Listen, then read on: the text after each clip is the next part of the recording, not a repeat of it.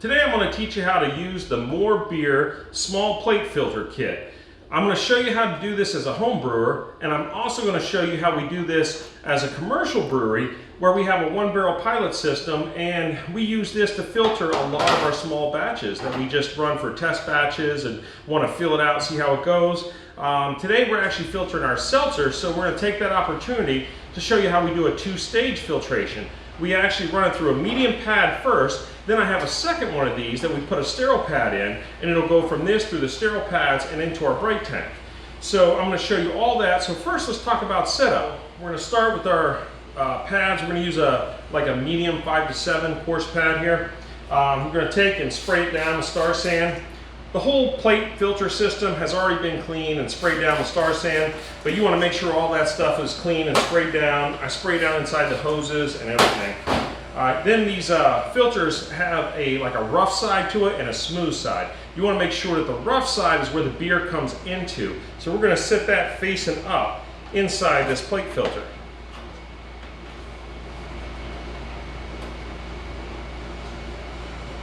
I just mist it down with a little bit of Star San. Put the other one in.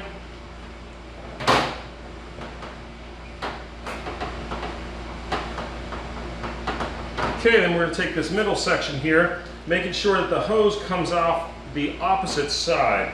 Now there is 2 O-rings on this, one on each side. You want to make sure those are in there and seated properly. So that just sits on top like that. Then you're going to carefully place this one on top, making sure your filter doesn't pop out. And it really just sits right in there, just like that. It's real nice. Then we're going to take our nuts and our bolts that they give you. It's really nice, this wing nut thing here they put on. And the bottom of the head of the bolt actually fits in there. There's like a little groove it locks into. And I'm just going to spin it down with my fingers just until it's a little bit snug. Then I'm going to start putting the other ones in. Now you're not going to tighten anything just yet. You're going to get all these started.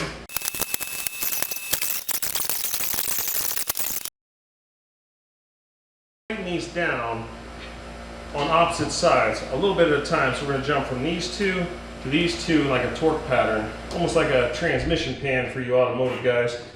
So go a little bit at each time. Just want to snug these up. You don't want to over tighten them. All right, we got this assembled. Now we're ready to do our flush. It's the last part we got to do before we hook up to the beer. Now I'm going to use this hose right here with the tri-clamp, just because that's what I do here at the brewery. If you're at home, you can use a corny keg. You can fill it with a little bit of sterile water. You could use reverse osmosis water, distilled water, something like that. But you want to make sure you're using clean water. And then we're going to run it through here and flush this filter out. And this is mainly to remove that papery taste that you get. Now at the brewery here, I'm a little bit more paranoid, so I actually run our RO filter through our hot water system and flush it out with 185 degrees. Now right there, it's kind of 185, you're past pasteurization temperature, so if there was anything in here, we're going to make sure that we kill it. I'm going to run that and let that set for like 10 minutes, and then I'm going to turn off the hot water tank and run just the cold water through just to cool it down and get it ready for the beer. You don't really have to do this, just an extra precaution step I do here. I do it for our large filter, so I just in turn do it for our small one as well. But if you're at home, like I've done it for years with just using the corny keg, running some sterile water through it. I mean, you're sanitizing everything in advance anyway, so you're probably fine just to do that. So I'm going to drop this in to the bucket. And remember, the single hose coming into the middle of the filter, this is your intake. This is where you want to bring the beer into. Then it's going to go through the coarse side of the pads, and then they're going to come out the opposite side. So you've got 2 hoses coming out here. It's going to filter through this pad and the other pad evenly, and then come out of the bottom hose, and that's where you're going to hook it up to your receiving tank. So you want to make sure when you're flushing this, you're going to flush it in the correct direction as well. So we got that hooked up, and we turn the water on. You don't want to run too much pressure through this. I think this was rated for like 5 to 8 psi. I actually brought it all the way up to 8 to 10, and it's a little scary around 8 to 10 psi. You kind of heard a little cracking and stuff going on. You can definitely tell that the plastic is moving around, so I probably wouldn't recommend pushing the limit on it, but 5 to 6 psi is usually a good enough pressure to like run your filter beer through. And I only usually run like about a gallon to 2 gallons of water through here, at least hot, and then I'll run the same amount cold. When I was home brewing, I'd run about 3 gallons cold straight through it and then hook it right up. Okay, now we've got this all flushed out with water, so I'm going to do one more thing, and I'm going to purge this with CO2. Again, it's nothing that you really have to do. It's something that I like to do.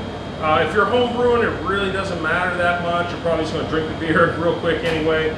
And when you do run the beer through, as long as you run enough beer through that you're purging out the oxygen anyway, it's just one extra precaution I like to take. So I have an adapter right here we can put in. I can just hook it up right up to my CO2 hose. And I push a couple PSI through.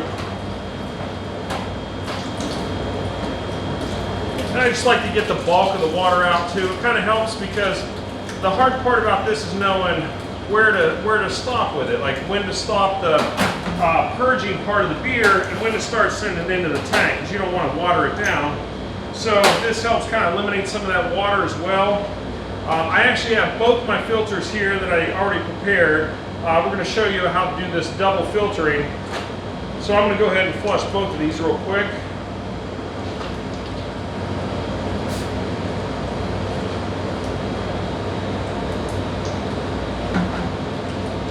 Alright, just a quick purge just like that. At this point, we've already sanitized our plate filters. We have both of these now. We've got this one loaded with coarse pads. This one is loaded with the sterile pads, the really, really fine sterile pads. So we're going to talk about how to hook these up either in parallel or series. So today we're going to be hooking them up in series because we have two different size pads, and we want to go from coarse to fine so that we remove the heavy particulate first and we don't just clog up the sterile filter. So we're going to hook those up in series. Now, if we were going to go parallel, let's say we're going to go both coarse pads and we just want to push a bunch of beer through and just do a basic coarse filtration, and we're doing so much volume beer that it's more than these pads can handle. Then you would just easily hook both of these up to a T-fitting just like this. So we tri-clamp it in, and then you would run your beer intake through this, and it would go through both evenly. Then on the output side, you would just use another T the other way, and then you're going to hook that up to your receiving tank or your bright tank. But today, we're going to be running these in series. So we're actually going to take the output side of our coarse filter, and we're going to tri-clamp that onto the intake side of our sterile filter. This section of this tutorial is going to be for you homebrew guys that are doing this at home and want to use this plate filter system. So you're going to start with your fermenter, whether it's a brew bucket or a carboy or whatever, and you're going to have to rack that into the corny keg first. I know that people have said they've been able to use this on a gravity feed system. I tried it once. It was not very successful for me. This is the best way I found to do it. So you can go from there into this, fill this up. Of course, you're going to do your pre-purge with CO2 and all that good stuff that you normally do. You could even use this as your secondary fermenter and then let that settle out. All right, so then you're going to have to use your, you have your gas in and your liquid out. So you're going to hook from your liquid out onto the intake side of your filter housing, like so. Then on the other keg, you're actually going to have to go into your liquid out. So it'll actually be liquid in, so that you're going through the tube all the way to the bottom and filling from the bottom up. So now you're filling under pressure. You're going to put CO2 on this side, and you're going to start your CO2 pressure about 2 psi. Now if you start to see it really slow down, you can start cranking up a little bit at a time. You have nice clear hoses, so you can start to see when the beer stops. You can weigh the kegs. You can usually tell by a frost line if you've chilled it in advance. And now you've got an issue where you're building up pressure in this one. So you need some type of an adapter to be able to release that pressure. I like this one. This one also came from MoreBeer. Just snaps onto the side. You got a regulator here. You got a pressure gauge. You could even just pull up on your pressure relief valve and turn it. so that it's constantly open, so that basically it would just kind of keep filling and filling and filling. So you have both of those options as well. Here we are, we're going to show you the setup. We're going from our SS BrewTech 1-barrel fermenter, coming off the racking part into our first filter. Then from here into our second filter. Then from here into our 1-barrel SS BrewTech bright tank. Okay, I'm going to begin this filtering session by purging some product through this first filter to make sure we remove all the water and we're getting pure product out. So what we're going to do is put this hose in the bucket, slowly open this valve,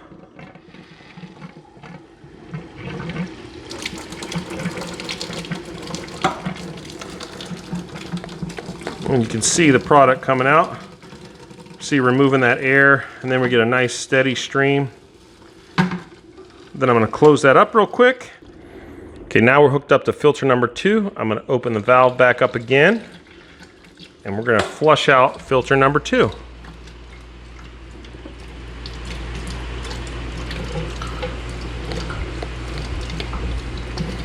You can see you get a lot of air coming out of there. That's where we purge that out with CO2. So you can start to see a nice steady stream coming out here pretty soon.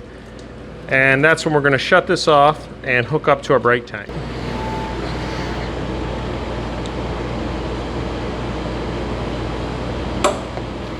Okay, we got the fermenter open.